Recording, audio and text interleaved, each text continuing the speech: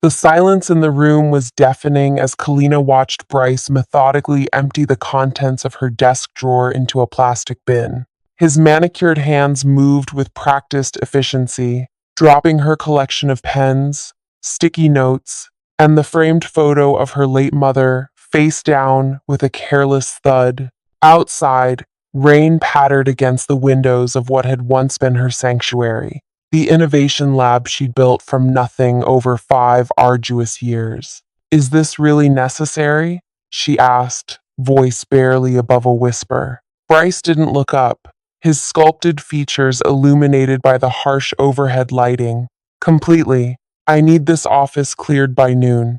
2 days. That's all it had taken for the empire she'd built to come crashing down around her. Yesterday morning, 47 talented scientists and researchers, people she'd personally recruited and mentored, had been marched out by stone-faced security guards, clutching small boxes of personal belongings, their access cards deactivated midday without warning.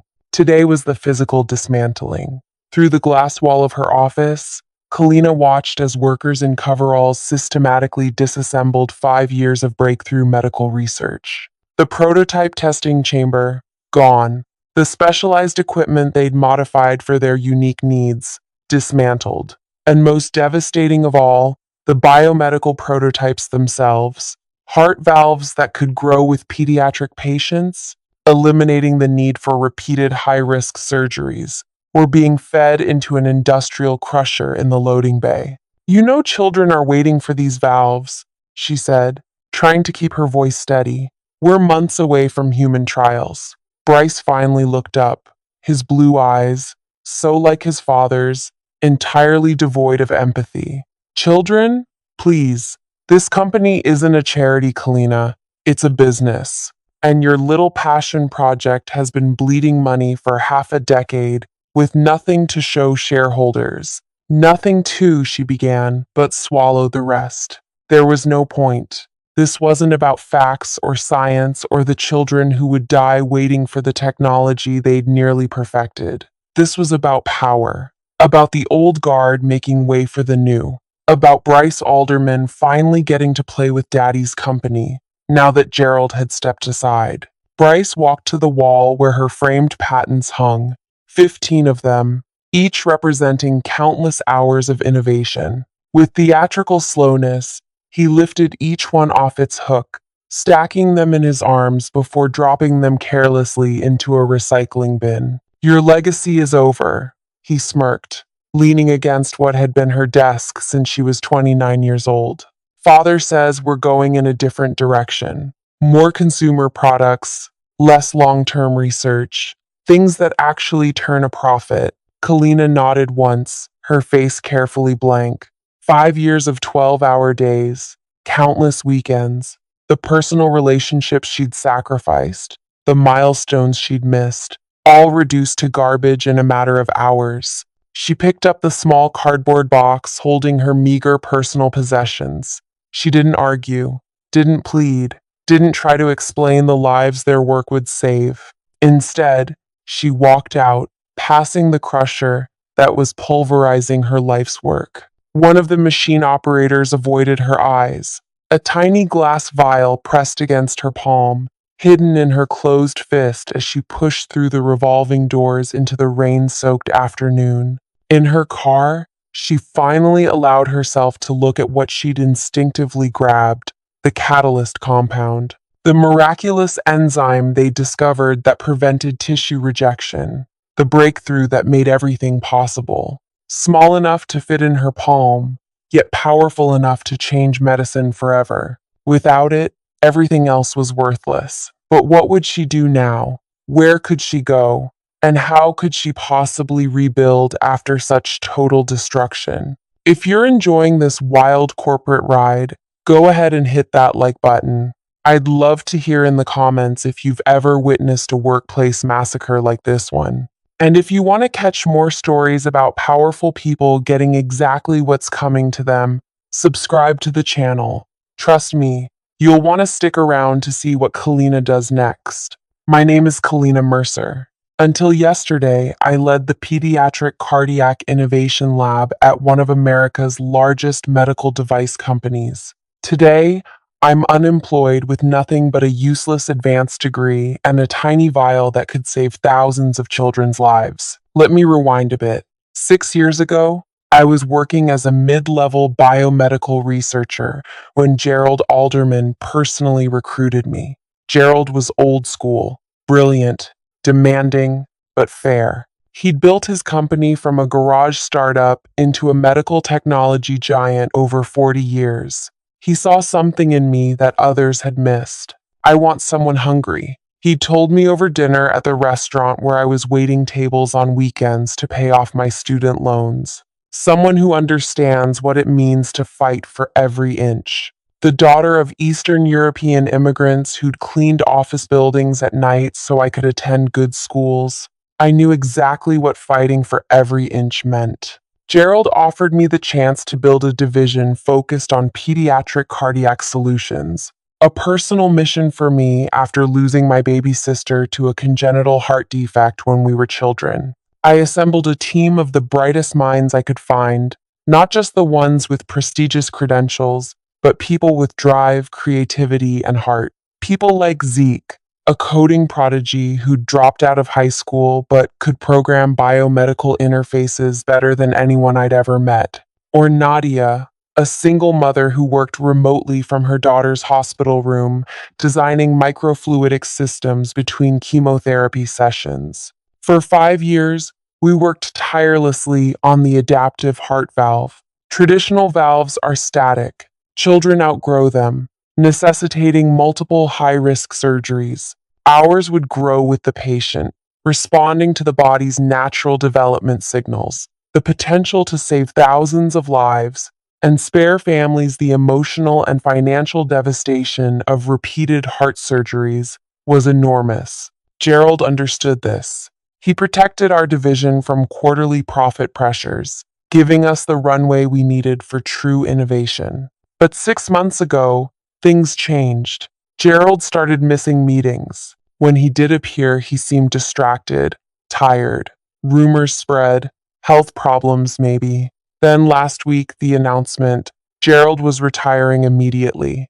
His son Bryce would take over as CEO. Bryce Alderman, 34 years old with an MBA and zero medical knowledge, had spent his career in hedge funds and private equity. To him, our division wasn't saving children's lives.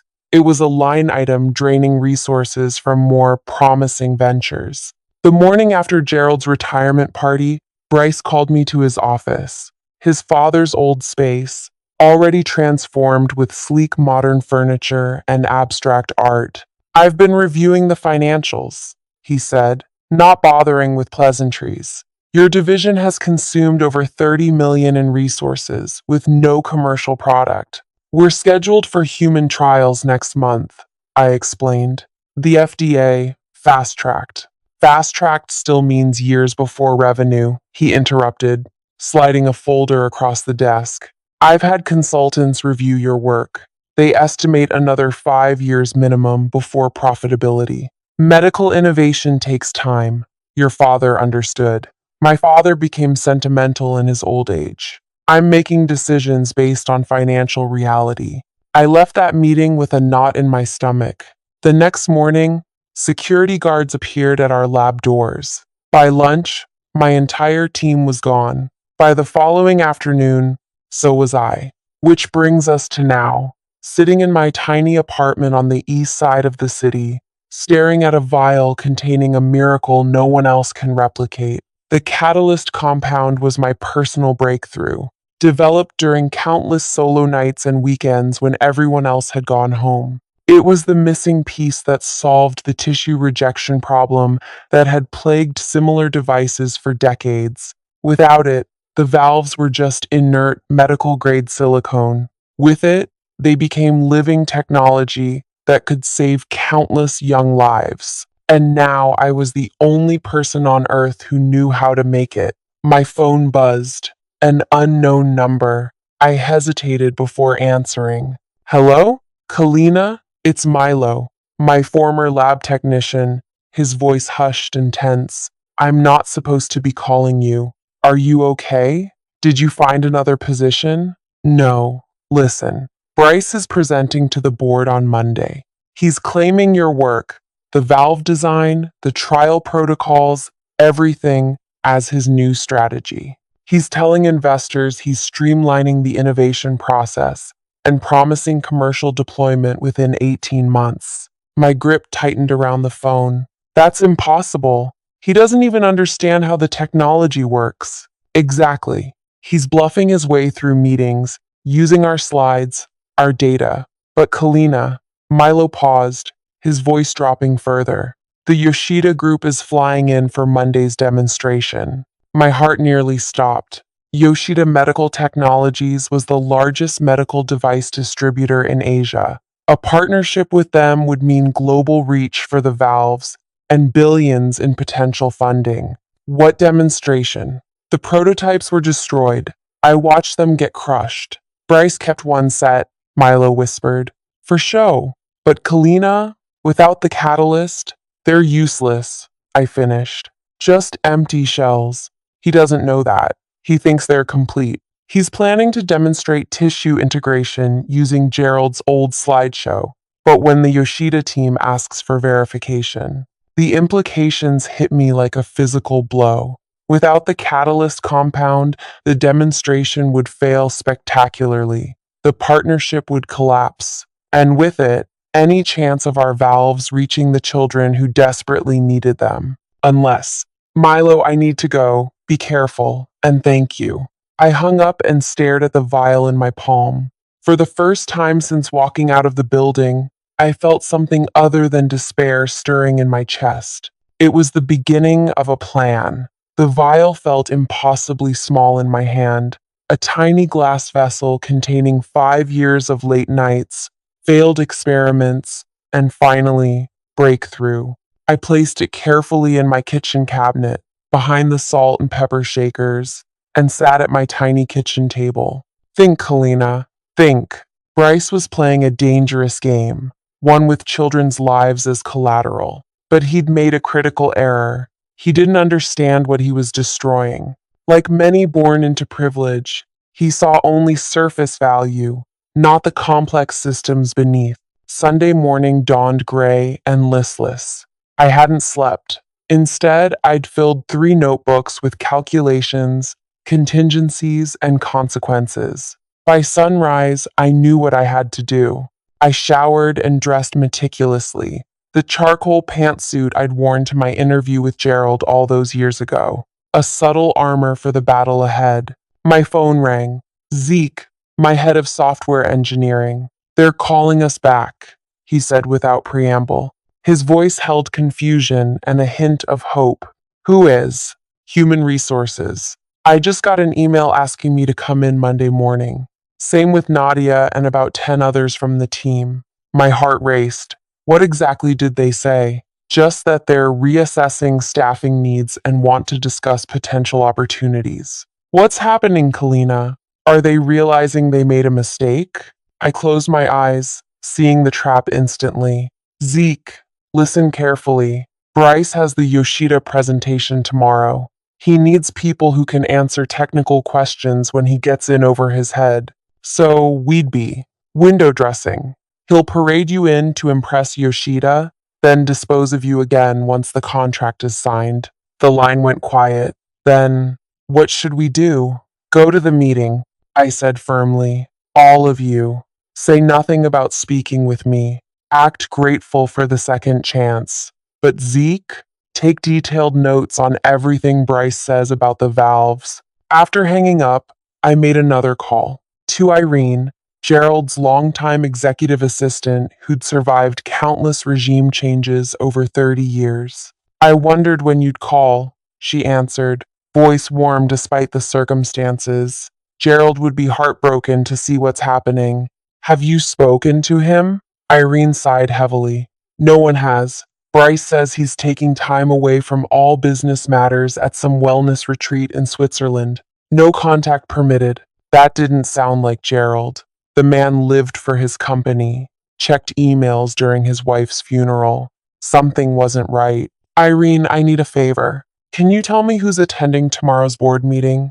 The usual suspects. The board, senior leadership, the Yoshida delegation, 5 people including Dr. Himari Yoshida herself, and, she hesitated, and Bryce added Clarissa Vega to the invite list last night. My stomach tightened. Clarissa had been my research partner during the earliest valve prototypes. Brilliant but ruthlessly ambitious, she left after I was promoted over her. Last I'd heard, she was leading cardiac research at our biggest competitor. He's hedging his bets, I murmured.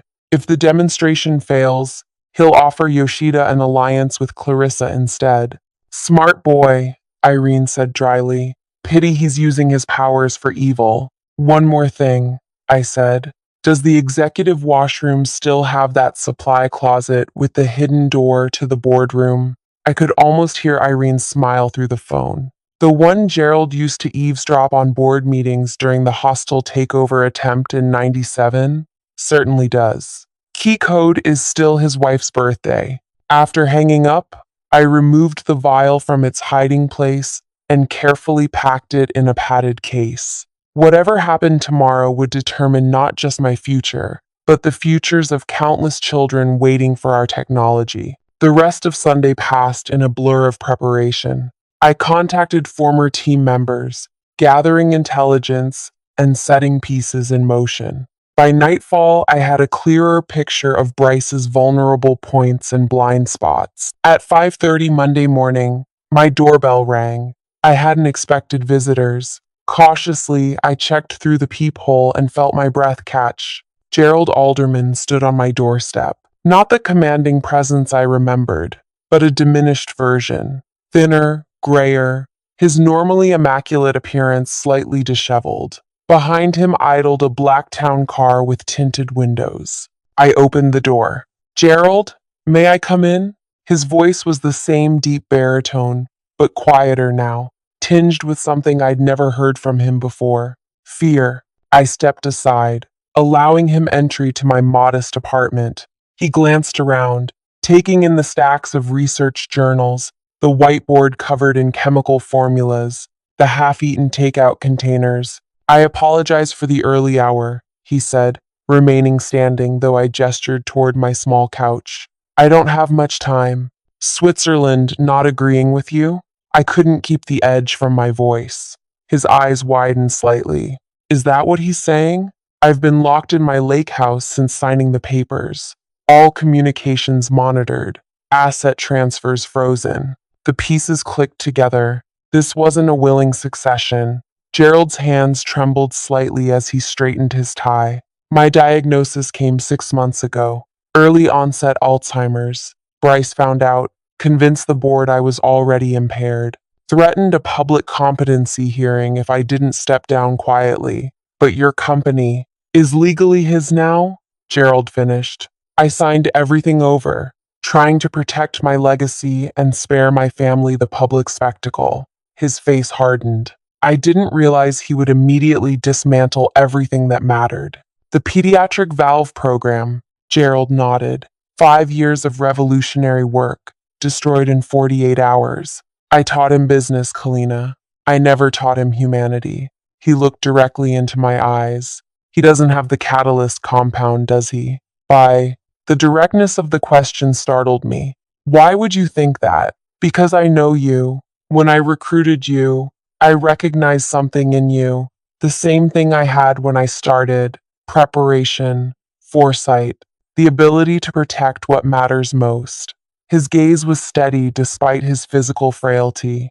The Yoshida presentation is in 3 hours. Without the catalyst, it's just an elaborate puppet show. I remained silent, neither confirming nor denying. Gerald continued. Bryce is telling everyone you stole proprietary materials. He's prepared to have you arrested if you appear anywhere near the building. Interesting accusation from someone who fired me without cause and destroyed my entire department. Kalina, his voice softened. This isn't just about jobs or corporate politics anymore. Dr. Yoshida is bringing her grandson, Hiro, age 7. born with truncus arteriosus.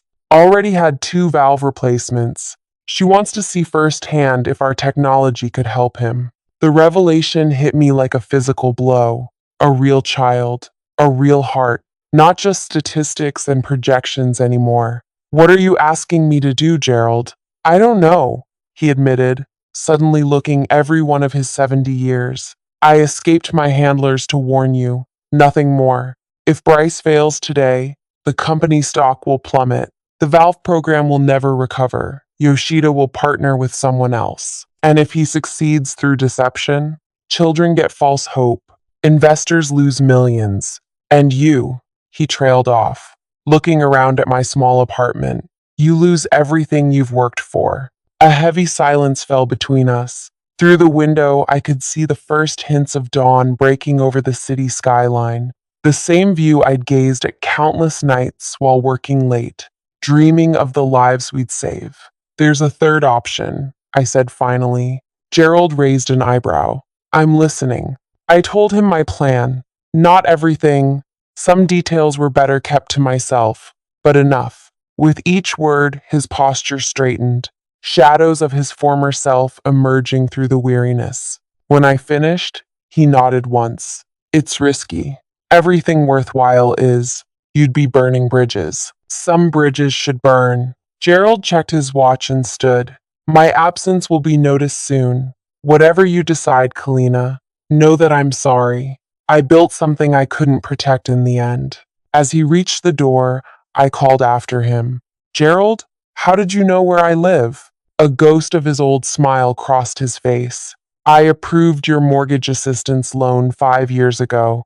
Some things a CEO doesn't delegate. After he left, I sat motionless, watching dawn break fully over the city. The headquarters building was visible from my window, 60 stories of glass and steel, where in just hours, Bryce Alderman would either cement his triumph or face catastrophic failure. I picked up my phone and made the call I'd been putting off. Clarissa, it's Kalina Mercer. I think we should talk before your meeting with Bryce and Yoshida today. Her laugh was exactly as I remembered, musical but with sharp edges. Well, the mighty have fallen. What could we possibly have to discuss? The catalyst compound. Silence stretched for several seconds. You're bluffing, she finally said, but uncertainty had crept into her voice. That compound was theoretical when I left. I completed it 9 months ago. Bryce doesn't have it. But you already suspected that, didn't you? It's why he called you in as backup. More silence. Then, what are you proposing?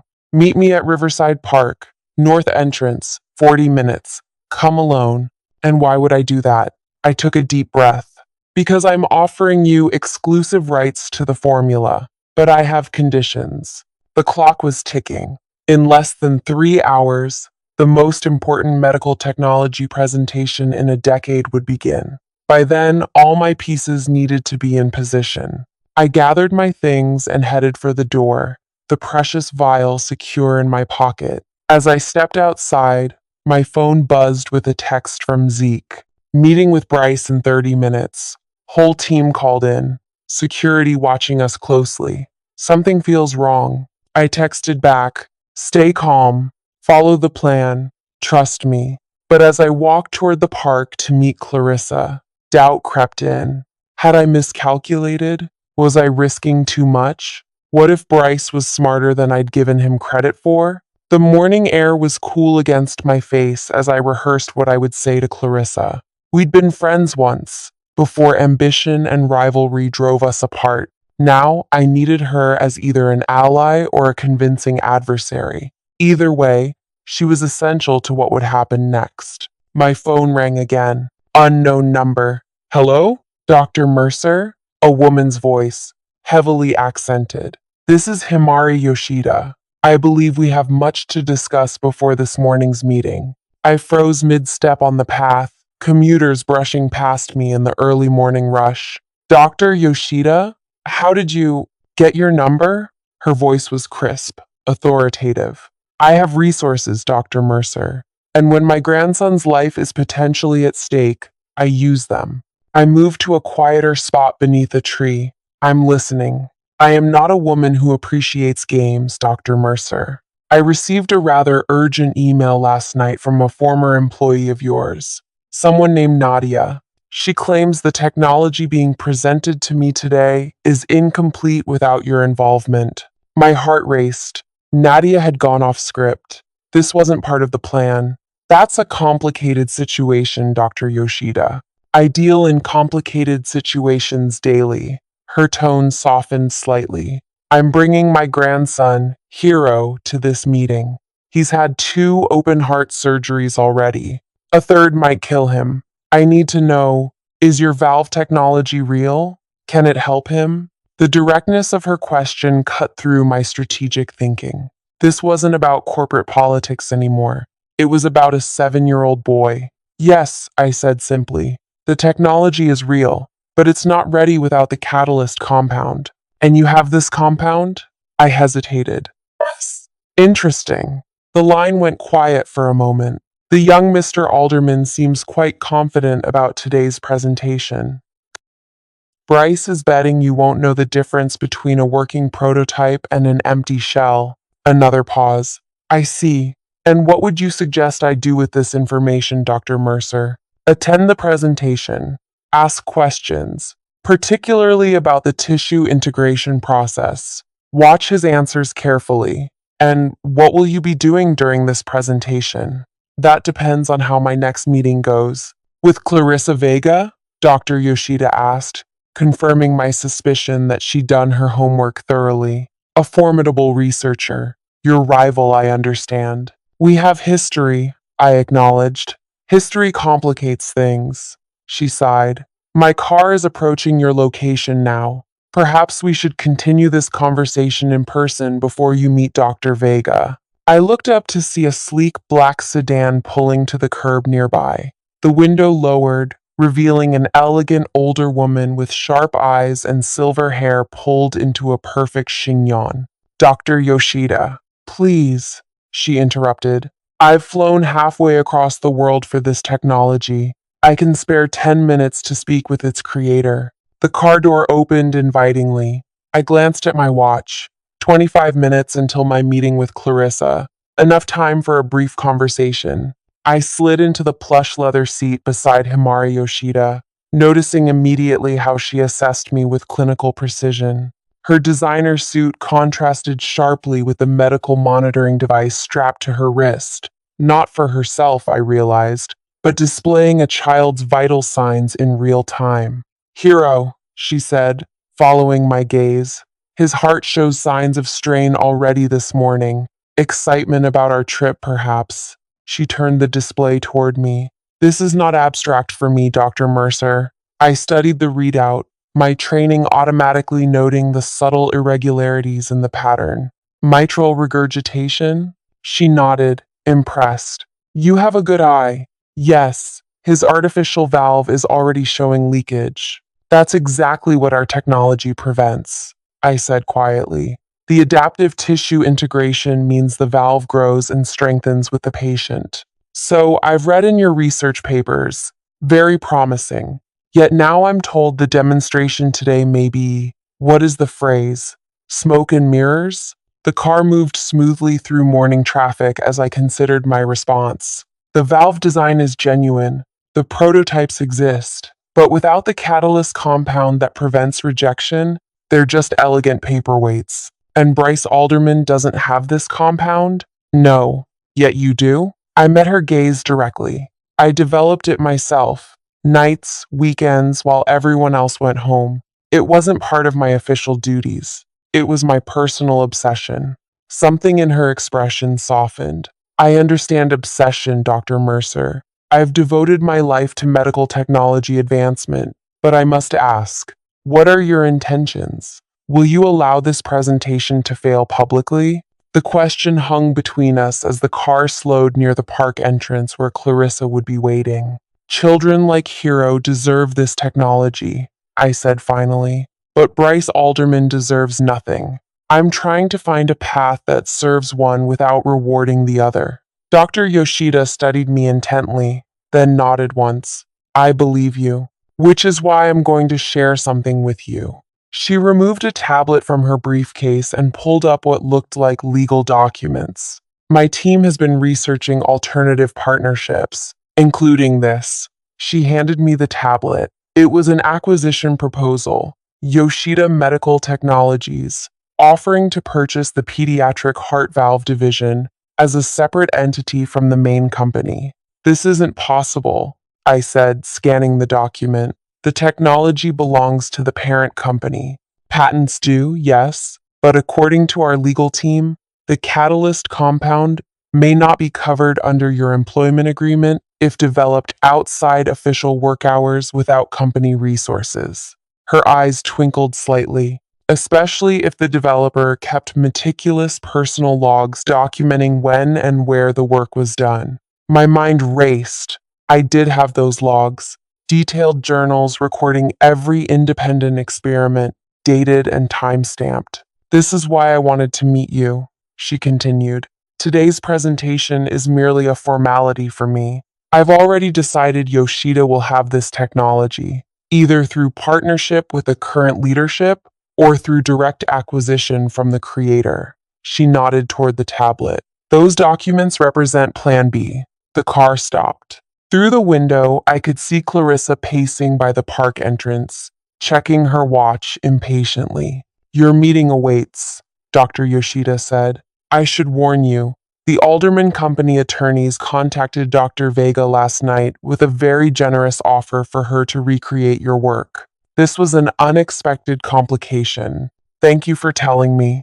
One last question, Dr. Mercer. What matters most to you in this situation? Revenge against young Mr. Alderman? Financial compensation? Or seeing your technology help children like my grandson? Without hesitation, I answered, the children. Always. She nodded, seemingly satisfied. Then we understand each other. I'll see you at the presentation.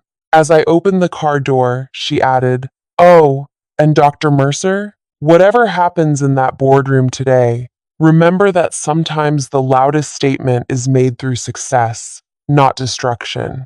I stepped out into the morning air, mind spinning with new possibilities. Clarissa spotted me and walked over, her stride purposeful and tense. You're late, she said by way of greeting, her eyes narrowing as she watched Dr. Yoshida's car pull away. Making friends in high places? Just a chance encounter, I lied smoothly. Thank you for coming, Clarissa. Her expression was guarded, professional. We'd once been close, roommates in graduate school, research partners in our early careers. Before competition and ambition drove a wedge between us. You mentioned the catalyst compound, she said, cutting to the chase. If this is some kind of bluff, it's not. I gestured toward a nearby bench. Once seated, I removed a small notebook from my bag and slid it toward her. Page 47, the basic molecular structure. Clarissa flipped to the page, her eyes widening slightly as she scanned the formula. This is elegant, simpler than I would have expected. The elegance took 2 years to achieve. She looked up from the notebook. And you're offering me rights to this? Why? What's your angle, Kalina? Because Bryce Alderman destroyed our work out of arrogance and greed. Because children like Hiro Yoshida need this technology.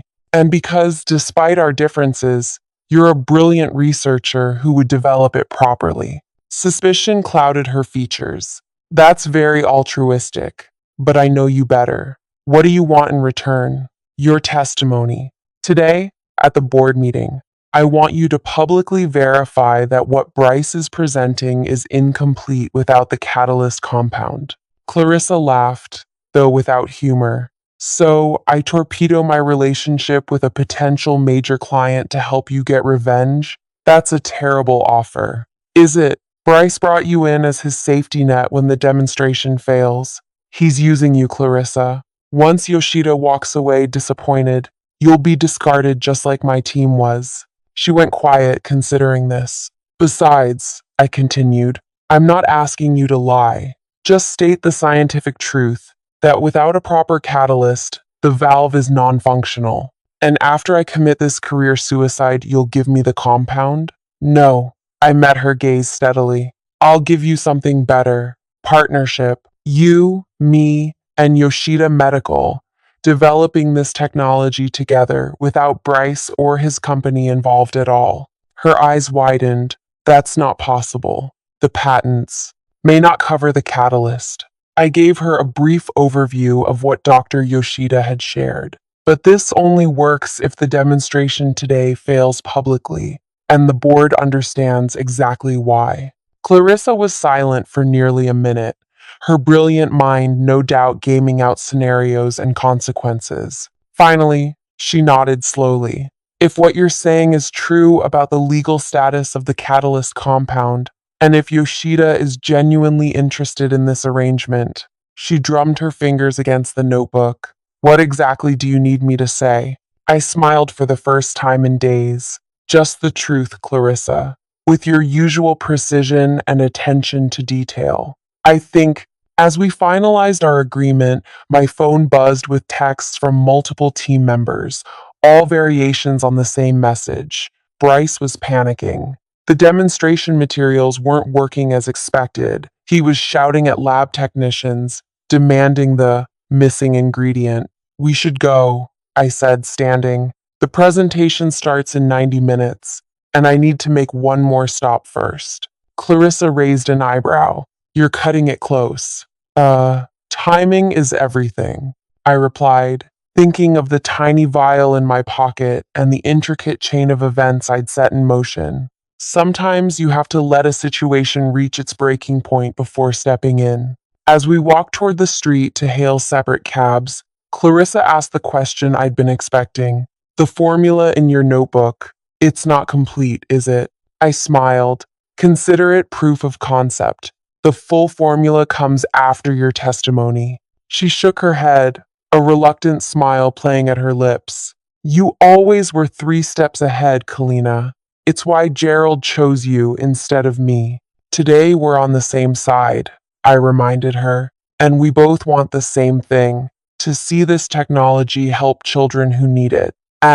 We parted ways with a professional handshake that held echoes of our former friendship. As her taxi pulled away, I checked my watch. 78 minutes until the presentation, just enough time for the final piece of my plan. I dialed a number I hadn't used in months. Trevor? It's Kalina Mercer. Is the offer still open? Trevor Hayward, financial reporter for the Wall Street Journal, had been pursuing me for an exclusive on our heart valve technology for over a year. I'd always declined, following company policy on media relations. Kalina? This is unexpected, Trevor answered, surprise evident in his voice. Which offer are you referring to? The profile piece on the pediatric heart valve program. The profile piece on the pediatric heart valve program. I could practically hear him sitting up straighter. Absolutely. But I thought your company had tight restrictions on speaking to press? Circumstances have changed, I said, flagging down a taxi. How quickly can you get to the headquarters building downtown? For this story, I can be there in 30 minutes. Perfect. Meet me at the side entrance on Madison. I'll have a visitor badge waiting. I ended the call and directed the taxi driver to the headquarters building. As the city blurred past the windows, I mentally rehearsed each step of what was about to unfold. So many variables, so many moving pieces. If any single element failed, no, I couldn't think that way. Children like Hero were counting on this technology. My team members deserved vindication. And Bryce Alderman needed to learn that some things can't be destroyed in 48 hours, no matter how much power you think you have. My phone buzzed with a message from Zeke, yelling at everyone. Says someone sabotaged the demo. What's happening? I typed back, everything is proceeding as planned. Be ready.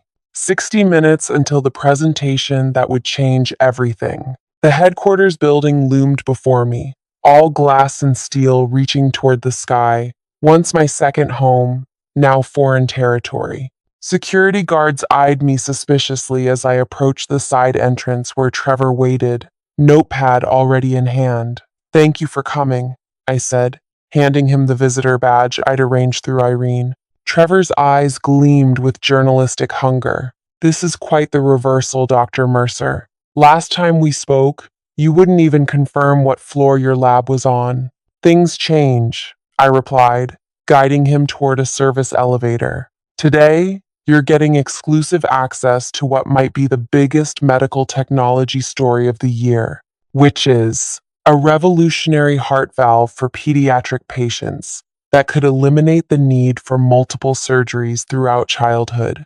I pressed the button for the executive floor, and the corporate sabotage attempting to prevent it from reaching children who need it. His eyebrows shot up. That's quite an accusation. Quite. It won't be an accusation after what you're about to witness. The elevator climbed smoothly toward the upper floors. Trevor scribbled notes, asking pointed questions about the technology, which I answered with careful precision, giving him enough scientific detail to establish credibility without revealing proprietary information. Wait, he said as we reached the executive floor. Won't security stop us? I smiled. Not if we use the executive washroom entrance.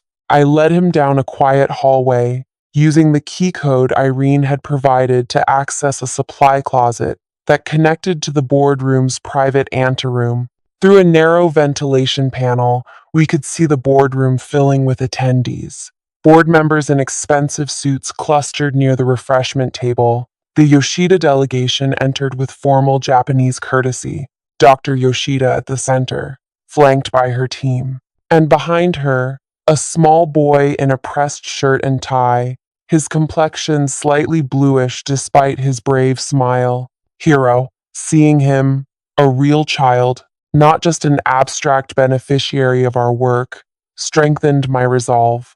This wasn't about corporate politics anymore. It wasn't even about revenge. It was about making sure that boy and thousands like him had a chance at normal lives.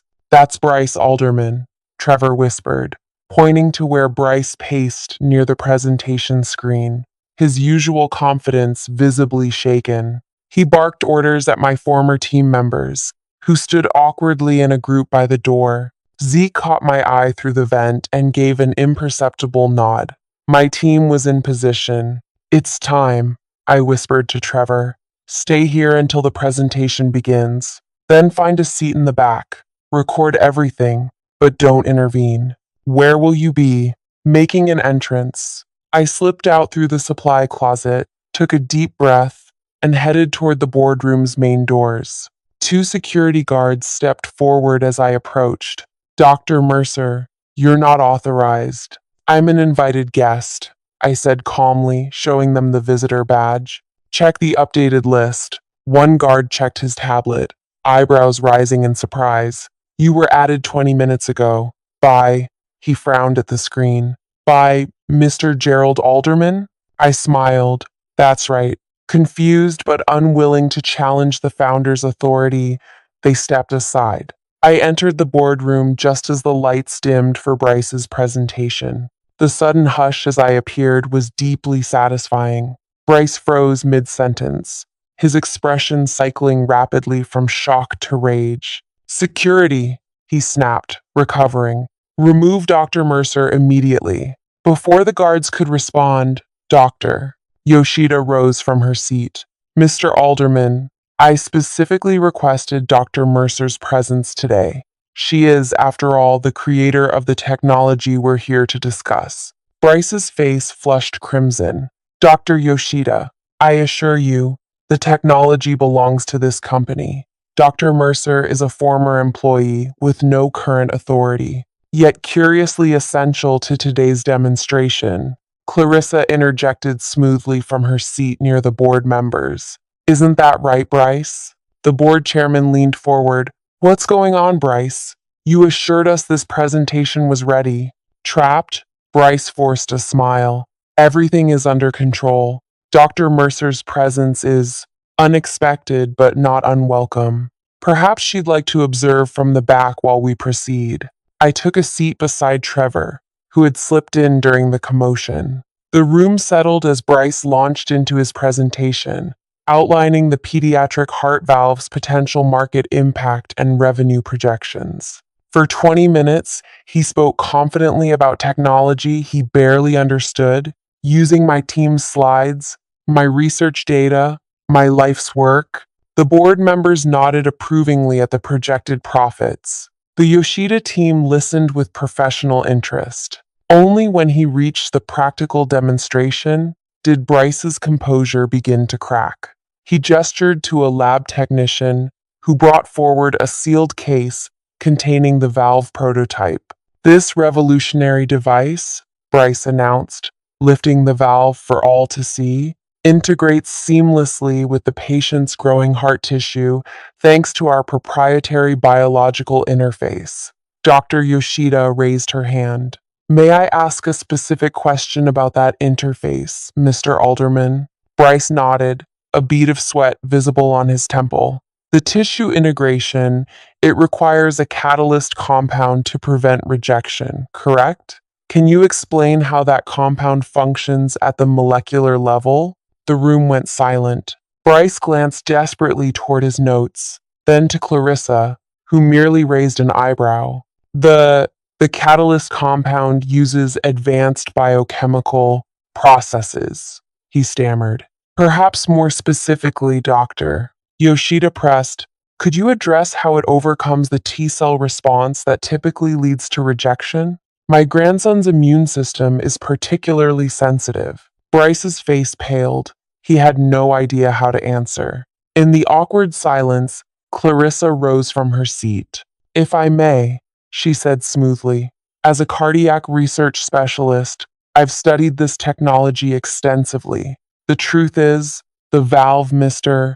Alderman is holding cannot function without a specific enzyme compound, and that compound is not present in today's demonstration.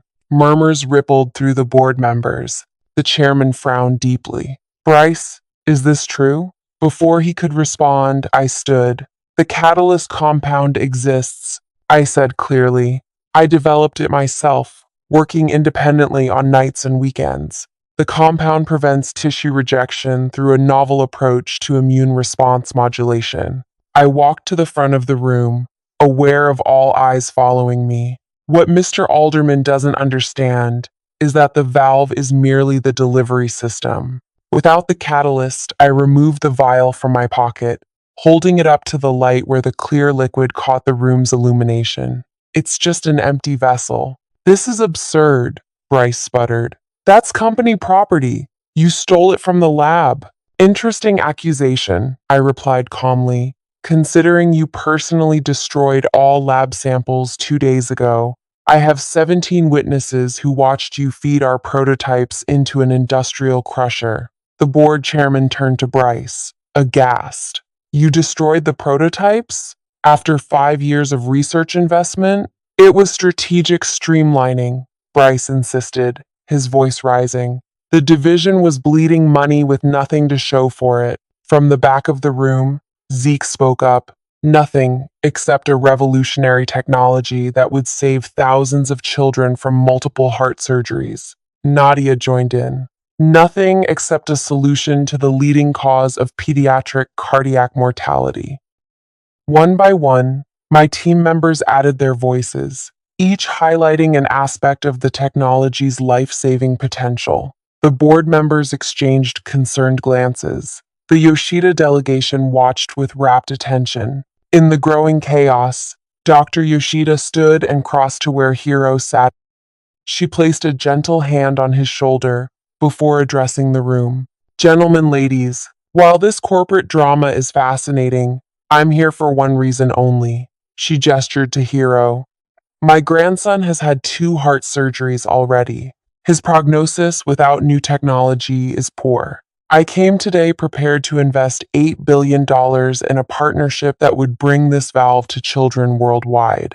The room went utterly silent. However, she continued, I cannot in good conscience invest in a company where promising medical innovations are destroyed for short-term financial appearances. She turned to face me. Dr. Mercer, would you be willing to demonstrate how your catalyst compound interacts with the valve?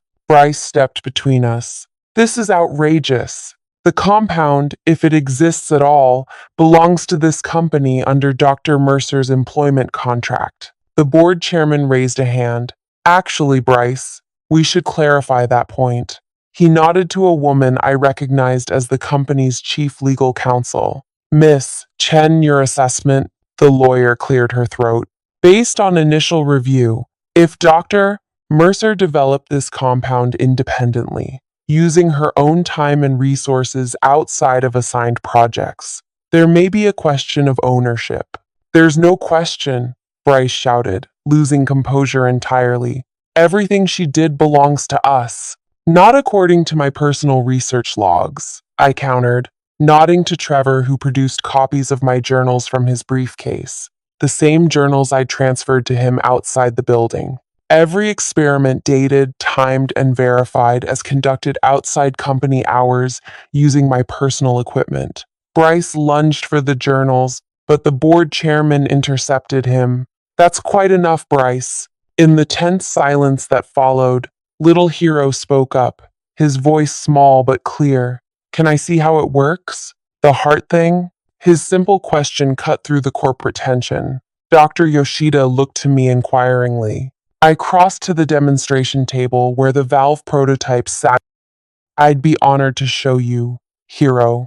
Under the room's collective gaze, I carefully applied 3 drops from my vial to the valve's tissue interface. The reaction was subtle but unmistakable. The biomaterial slowly shifted, becoming more translucent, more alive. This is what makes it special, I explained, kneeling to Hero's eye level as he approached.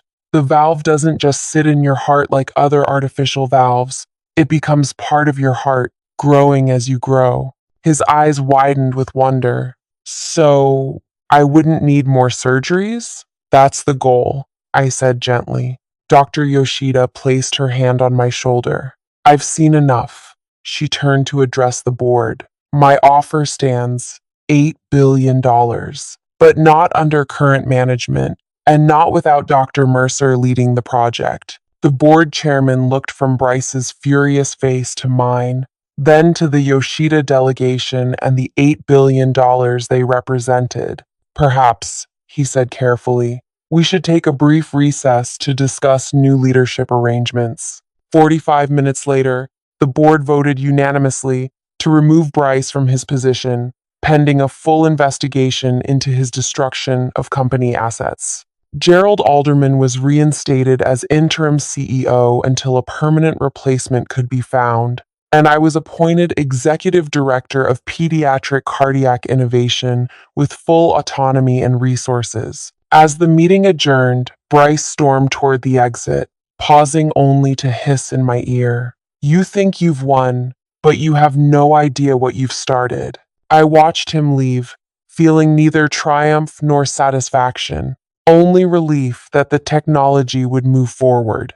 Dr. Yoshida approached with Hiro by her side. When can we begin the clinical trials? She asked. I'll need to rebuild my team first, I replied, glancing toward my former colleagues who were already gathering around us, energized by the turn of events. But I'd estimate within 6 weeks. Excellent. She extended her hand to a partnership that will change countless lives. As we shook hands, Hiro looked up at me. Thank you for not giving up, he said simply. Those words, more than the vindication, more than the professional victory, made everything worthwhile. Gerald found me later as I was briefing my reinstated team in what would again be our laboratory space.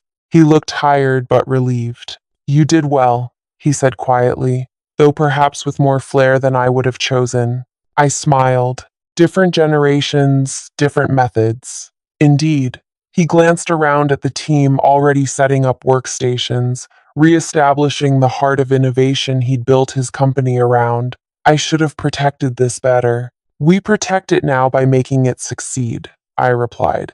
The first trial valves will be ready within 2 months. Gerald nodded, a hint of his old determination returning to his eyes. I'll hold you to that. He turned to leave, then paused. By the way, that reporter, Trevor, has some very interesting questions about corporate sabotage and medical technology suppression.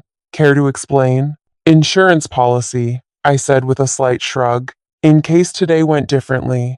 I'm also body, he chuckled softly. Like I said, different methods. With a final nod, he left me to rebuild what his son had tried to destroy. That evening, as I stood in our restored lab watching the sunset through the windows, Zeke joined me with 2 cups of coffee. Not bad for someone who was unemployed this morning, he said, handing me a steaming mug. The team's wondering, did you plan all this from the beginning? Having the compound, getting Yoshida on your side, the whole boardroom showdown? I sipped my coffee, considering. Not all of it. Some pieces fell into place at the last minute, but I knew what mattered most: the technology and the children it could help. And getting Bryce kicked to the curb, Zeke added with a grin. That was a bonus. I gazed at the vial of catalyst compound, now secured in our lab's specialized storage. Sometimes the best revenge isn't destroying your enemy. It's building something so important they become irrelevant. 2 months later, Hiro Yoshida became the first recipient of our adaptive heart valve. His successful procedure made medical headlines worldwide. And somewhere across the city, Bryce Alderman read those same headlines, understanding too late what he had tried to destroy in 48 hours. Some legacies can't be erased so easily. If this corporate revenge story got your blood pumping, hit that like button. Have you ever had a boss or colleague try to destroy your work? Share your experience in the comments below. And don't forget to subscribe for more stories about professionals who refuse to let their work be undermined. Remember, sometimes the best revenge isn't getting even, it's getting ahead and making your work too valuable to ignore. Thanks for listening all the way through.